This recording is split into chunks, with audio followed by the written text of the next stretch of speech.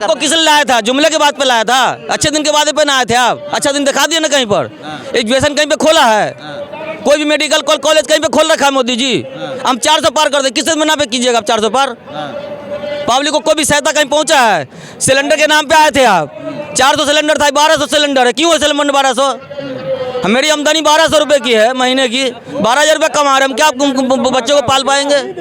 नमस्कार, आप देख रहे हैं पीजी न्यूज़। मैं प्रवीण आप सभी का बहुत बहुत स्वागत करता हूं। अभी हम दिल्ली के रामलीला मैदान में हैं और आपको बता दें कि इंडिया अलायंस का आज यहां पर एक बड़ी रैली है और जिस रैली में बहुत बड़े बड़े नेताओं की बात किया जाए, राहुल गांधी से लेकर तमाम वो नेता यहां पर मौजूद हैं। और एक अगर हम बात करें केजरीवाल को लेकर, यहाँ पर एक ये केजरीवाल की गिरफ्तारी को लेकर एक बड़ा यहाँ पर धरना प्रदर्शन किया जा रहा है और एक रैली भी। हमारे साथ कुछ लोग हैं, जानने का प्रयास करेंगे। क्या नाम है आपका, कहाँ से? प्रमोद नाम है और मैं किशनगढ़ से ब्लॉक अध्यक्ष हूँ। और अभी हम आ रहे हैं, देख रहे हैं जिसमें कितना हुजूम है इंडियन अलायंस का। जैसे कि तानाशाही मोदी जी की चल रही है, इसके खिलाफ हम यहाँ इकट्ठे हुए हैं आज। आप कह रहे हैं कि तानाशाही चल रही है, लेकिन वो कह रहे हैं कि अब की बार 400 पार और तीसरी बार फिर शपथ लेने जा रहे हैं। देखो, ये तो चुनावी ढकोसले हैं। अगर चुनाव में अगर ईवीएम की बात की जाए, एक बार बैलेट पेपर से करा के देख लो चुनाव। अगर बैलेट पेपर से चुनाव अगर जीत जाते तो हम मान लेंगे। ये तो पहले से कहते हुए आ रहे हैं, कितनी सारी ईवीएम टेस्टिंग रैंडमली टेस्ट की गई है। कई बार आपने देखा होगा कितनी सारी ईवीएम खराब लिख दी गई है। उस पर तो मोदी जी कुछ नहीं बोलते, उस पर तो चुप्पी साध जाते हैं। अभी आप देखोगे 400 पार में 200 पार भी नहीं पहुंच पाएंगे। महंगाई, आज की जो बेरोजगार है, मेरे साथ कितने यहाँ लोग हैं, इसमें से कितने लोग बेरोजगार ऐसे नहीं आए हैं धूप में। आप देख रहे हो कि कितना टेम्परेचर है। हमारे साथ में जो लोग आए, आप लोग यहाँ पर आए हैं, अब की बार परिवर्तन होगा? बिल्कुल परिवर्तन होगा, 100% होगा। भ्रष्टाचार हटाओ, कांग्रेस को भ्रष्टाचार बचाओ, कांग्रेस। इसके तो पहले 50 साल तो कांग्रेस का ही राज था। कितना कुछ विकास हो गया, कितना कुछ विकास अब होगा। महंगाई की, मोदी सरकार में महंगाई कितनी आई है, कितनी जनता बेरोजगार है। हम जैसे बेरोजगार पढ़े लिखे क्यों घूम रहे हैं? पहले कांग्रेस की सरकार में ऐसा नहीं था, कुछ भी काम में नहीं मिल रहा, बिल्कुल भी। 3 महीने से खाली बैठे हैं, बेरोजगारी आ गई है। हाँ, पढ़े लिखिएगा भैया, पढ़े लिखे कुछ नहीं कहेंगे, बस इंडियन अलायंस और इनकलाब जिंदाबाद। जब तक इनकी तानाशाही, आज मोदी सरकार केवल और केवल संविधान को कुचलने का कार्य कर रही है, जिसके खिलाफ हम यहाँ इकट्ठे हुए हैं। और मजबूती के साथ में इंडिया अलायंस अपनी जीत दर्ज कराएगा और एक बार फिर से चैन और अमन की सांस ली जाएगी। सीट आ सकती है, आप बताइए। इंडिया अलायंस की कितनी सीटें? इंडिया अलायंस की 350 प्लस सीटें आ रही हैं। मोदी जी का सुपड़ा साफ हो रहा है, सुपड़ा साफ हो रहा है। बिल्कुल सुपड़ा साफ हो रहा है, क्योंकि यूपी में योगी जी कहते हैं कि हम 80 में 80 ला रहे हैं, आप कह रहे हैं सुपड़ा साफ हो रहा है। नहीं, कराने की क्या जरूरत है सर? क्या नाम है आप? जब आप जीत रहे हैं तो फिर इलेक्शन कराने की क्या जरूरत है? फिर लोकतंत्र का मतलब क्या रहा? क्या नाम है आप? आप लोकतंत्र के नाम पे झूठा वादे करके कसम खा के, संविधान का कसम खा के आए हैं ना आप? संविधान को फॉलो कर रहे हैं? नहीं ना कर रहे हैं। अब शपथ किस लिए लिया है, कसम किस लिए खाए थे? शपथ लिए थे संविधान का ना। अब संविधान को ही नहीं मान रहे, तब खुद देश रक्षक कहाँ से आ गए? सबसे ज्यादा देशभक्त वो देने वाला नाला तो कोई नाम पे प्राइम मिनिस्टर। तो कहते हैं कि हम भ्रष्टाचारियों का सफाया आपको किस लिए लाया था? जुमले के बाद पे लाया था? अच्छे दिन के वादे पे ना आए थे आप? अच्छा दिन दिखा दिया ना कहीं पर? एजुकेशन कहीं पे खोला है? कोई भी मेडिकल कॉलेज कहीं पे खोल रखा है मोदी जी? हम 400 पार कर दे, किस मना पे कीजिएगा आप 400 पार? पब्लिक को कोई भी सहायता कहीं पहुंचा है? सिलेंडर के नाम पे आए थे आप?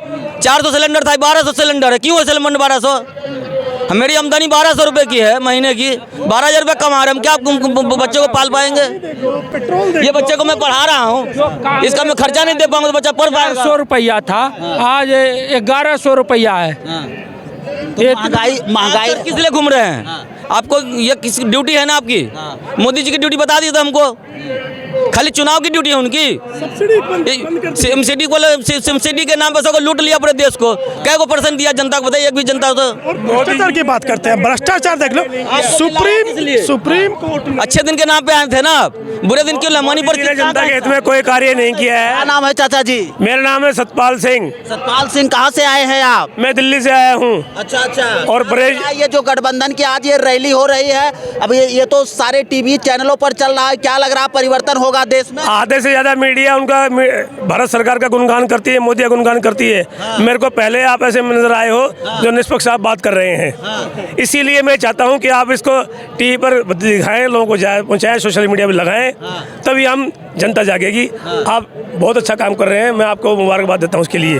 आपका चैनल का क्या नाम है? पीजी न्यूज है। पीजी न्यूज़ के लिए मैं बहुत बहुत धन्यवाद करना चाहता हूं कि वो ज़मीन के ऊपर काम कर रही है। नहीं तो मैंने ये देखा है अक्सर मीडिया में, आप टीवी पे देखो सवेरे से लेकर शाम तक कुछ नहीं होता, सिर्फ मोदी, योगी, भाजपा तो उन्होंने ख़त्म ही कर दी। अब तो मोदी सरकार ही रह गई। क्यों? बीजेपी खत्म हो गई। बीजेपी खत्म हो गई। कहाँ लेते हैं बीजेपी का नाम? वो तो मोदी का नाम लेते हैं। कहाँ लेते हैं? अच्छा, 2024 का जो ये इंडिया अलायंस चल रहा है, और अगर एनडीए बनाम इंडिया की बात करें तो क्या लगता है इंडिया विफल हो जाएगी? नहीं, एनडीए नहीं, एनडीए विफल होनी चाहिए। ये जनता आपके सामने देख रहे हो, आप कितनी जनता परेशान है। तो फिर अगर ईवीएम में कोई घोटाला है तो वो जीतेंगे, वरना हम जीतेंगे। अच्छा, जहाँ पर कांग्रेस की सीटें आती हैं, जहाँ पर सपा की सीटें आती हैं, जहाँ से निकलती है, वहाँ पे ईवीएम में गड़बड़ी क्यों नहीं होती? वो ऐसा होता है ना, 10% तो आप हमें दे देते हो और 90% आप ले लेते हो। ये होता है ना खेल। इस खेला को समझिए आप। ये आपका दायित्व बनता है पत्रकारिता के थ्रू कि हम ये इस बात को जन जन तक पहुंचाएं। ये सिर्फ ईवीएम का है, एक लूज जो है ना, जो फाइनेंशियली लूज है वो स्टेट दे दी जाती है, बाकी जो रिच स्टेट है वो सीधा इनको जाती है। अब जैसे 5 इलेक्शन हुए थे, सिर्फ क्या दिया? तेलंगाना तो दिया, जो एक लो लेवल की एक स्टेट था वो। अच्छा, अगर इंडिया अलायंस की बात करें, अगर मान लीजिए आप लोग ज़्यादा से ज़्यादा सीटें निकालते हैं, आप लोगों की सरकार बन जाती है, तो आप लोग पीएम किसे बनाना चाहते हैं? मैं ये कहना चाहता हूँ इस बारे के अंदर कि जनता बनाएगी ना। नहीं, मैं ये कहना चाहता हूँ जो 543-45 जो एमपी हैं वो सिलेक्ट करेंगे। ये हिटलर शाही की नहीं कि यहाँ पे मोर पहले लगी हुई है मोदी की। मैं ये कहना चाहता हूँ अगर इंडिया का कोई चपड़ासी भी होगा ना, वो भी उस पीएम से बढ़िया है। हाँ, हमारा चपड़ासी भी आज का देश का स्तर। आप तो नेता की बात छोड़िए। नेता बना है अच्छे दिन के नाम पे, तो कपड़े से इंसान को पहचानिएगा। यहाँ पे कितने कलर के कपड़े पहने बताइए तो। आपको किस नाम पे लाए थे? हम एग्वेशन पे लाए थे, अच्छे दिन के लाए थे। सिलेंडर महंगा हो गया, 1200 रुपये, 400 रुपये दूंगा।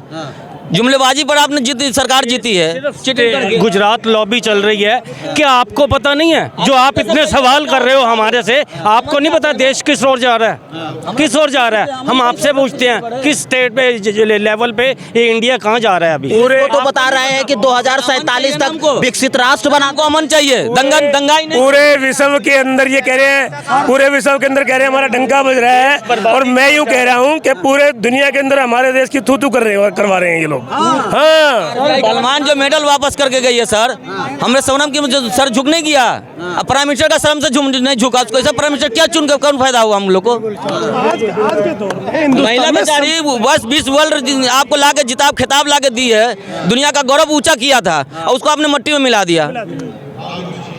सबसे इंसान की, औरत की सबसे बड़ी मानवता क्या होती है? इज्जत होती है ना। इज्जत ही को तरमतार कर दिया, तो प्राइम मिनिस्टर में चुने किस लिए आपको?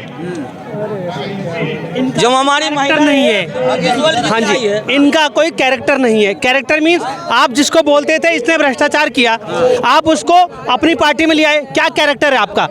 कैरेक्टर ये नहीं होता। कैरेक्टर है कि अगर आपने किसी को बोला कि ये चोर है तो उसको साबित करो, या तो फिर अगर आपने उसको अपनी पार्टी में लिया तो ये स्टेटमेंट दो कि हम गलत थे। ये होता है कैरेक्टर। बट आपने तो उनको ले लिया, अब आप कह रहे हो कि नहीं जी, इनका कोई कैरेक्टर नहीं है। एक चीज बताइए, दो नेता का मर्डर हो चुका है, एक अतीक एक अशरफ। कौन सा रात में जेल खुला रहता है या मेडिकल खुला रहता है कि जो उसका मेडिकल कराने जाएगा, और उसको मार दिया जाता है दिन दहाड़े। फिर 2-4 दिन पहले मुख्तार अंसारी को मार दिया जाता है। ये कहाँ का इंसाफ है? पहले ये चीज़ बताओ, कानून में है कहीं? हमारे डॉक्टर भीमराव अम्बेडकर भैया, वही ना, वो हमारे बिहार के, उसके कानून पे सवाल उठाया जा रहा है आज। ये कैसा राजनीति कहना चाहते हैं? सर, कहना ये चाहते, मैंने पहले भी कहा है अपने संदर्भ में, मैं शॉर्टकट में कहना चाहता हूँ, आज के युग में सांप्रदायिकता ताकतें हावी हुई है। आप आए दिन कोई ना कोई किसी न किसी रूप में जो लोग कपड़े से पहचान लिए जा रहे हैं, कपड़ों के हिसाब से भेदभाव हो रहा है। जात बिरादरी के नाम से दूर की बात को कपड़ों के नाम से हो रहा है, और जो जिसका तो तत्व ही नहीं है, ऐसे लोग, मनीष सिसोदिया देख लीजिए, अरविंद केजरीवाल जी देख लिए, एक चुनी हुई सरकार जो दिल्ली के अंदर काम कर रहे हैं, हालांकि हम कांग्रेसी हैं, शीला दीक्षित जी ने इतनी अच्छी तरीके से दिल्ली को सजाया था, चमकाया था, ठीक है। हम ये कहते हैं अगर हम गलत हैं तो क्यों ना हमारे राहुल गांधी जी पे या सोनिया गांधी जी पे क्यों ना इस तरह का बर्ताव किया जाए, क्यों ना हमारे उनको जो जेल में डाल दिया जाए अगर वो गलत है तो। एक्चुअली इनके पास कुछ तत्व ही नहीं है, ये बगलाना चाहते हैं। अरविंद केजरीवाल जी को केवल और केवल इसलिए अंदर किया गया कि इलेक्ट्रोल बॉन्ड पे सुप्रीम कोर्ट ने ये स्टेटमेंट दिया था कि मुझे 4 बजे तक इलेक्ट्रोल बॉन्ड की फुल डिटेल चाहिए। ये सिर्फ मुद्दा भटकाने के लिए केजरीवाल जी को अंदर किया गया है। और इंडिया अलायंस जो हुआ है, अरविंद केजरीवाल जी एक अच्छे रूप में बाहर आए हैं कि हमारा एक मीडिया का चेहरा भी है, वो जाके प्रचार ना कर लें, ये डरे हुए हैं, सहमे हुए हैं, डरे हुए हैं, तब ये साम दाम दंड भेद सब अप्लाई कर रहे हैं। और यही कारण है। और आने वाले चुनाव में आप देखोगे कि आने वाले 2024 में इंडिया गठबंधन जीतेगा और फिर से अमल बहाल होगा देश के अंदर, सांप्रदायिक ताकतें का विनाश होगा। बस इसी पे यही कहना चाहते हैं। ये आपको बता दें कि हमारे साथ ये तमाम लोग हैं जो यहाँ पर रैली में आए हुए हैं और अपनी बातें रख रहे थे। आखिरकार अब तो चुनाव की तारीखों का भी ऐलान हो चुका है और 7 चरणों में चुनाव के बाद 4 तारीख को परिणाम जब आएंगे तब ये देखने को होगा कि इंडिया अलायंस की कितनी सीटें आती हैं और एनडीए की कितनी सीटें आती हैं। चलिए मित्रों, मिलते हैं फिर से एक नेक्स्ट वीडियो में और एक नई खबर के साथ। तब तक के लिए हमें दीजिए इजाज़त। जय हिंद, जय भारत।